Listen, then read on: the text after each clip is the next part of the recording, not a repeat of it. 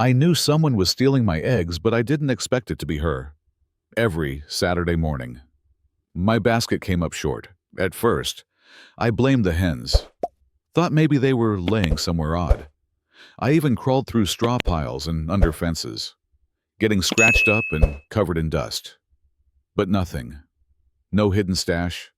No broken shells, just a bunch of smug-looking chickens and a mystery that kept repeating like clockwork.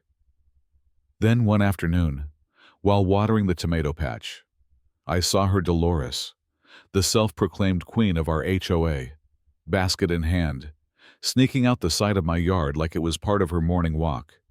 But that basket, it had a checkered cloth draped over the top.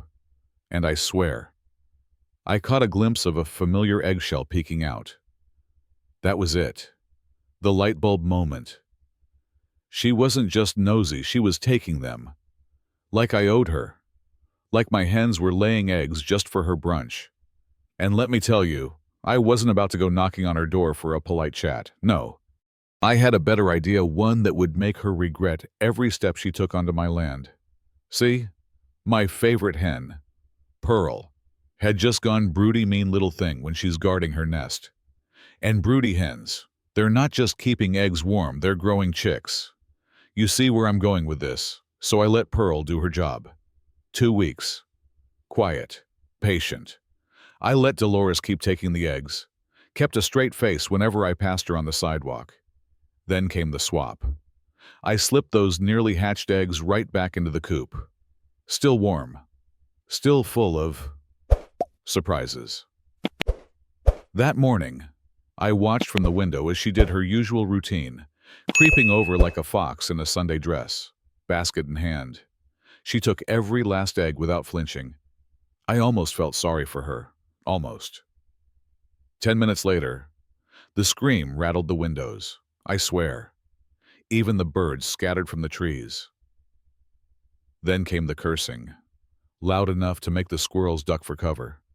I peeked over the fence and saw her flailing her hands like they were covered in acid, face twisted in horror, bolting from her kitchen like it was on fire. And oh, I knew exactly what she saw in that pan yolk. Blood. Maybe even a twitching little beak. But here's the twist, she had the gall to show up at my gate an hour later, clutching her gooey basket like Exhibit A in a murder trial. Red in the face, hair wild, looking like she'd just survived a poultry apocalypse. "Do you know what happened to these eggs?" she shouted. I blinked. Eggs. Something wrong with them, all innocent. Like butter wouldn't melt. She couldn't say I tricked her because then she'd have to admit she stole them. So instead, she huffed and puffed and called me childish, then stomped off in a fury. But she wasn't done. Nope.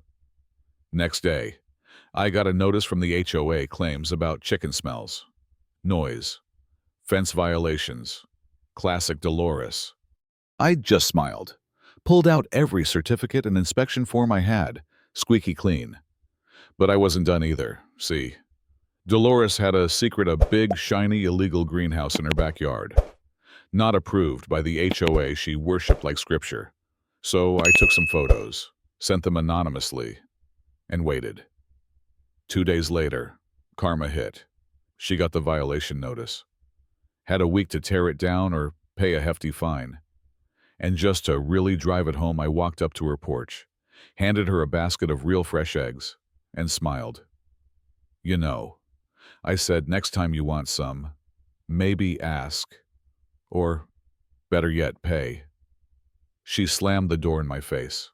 That was the last time she ever looked in my direction.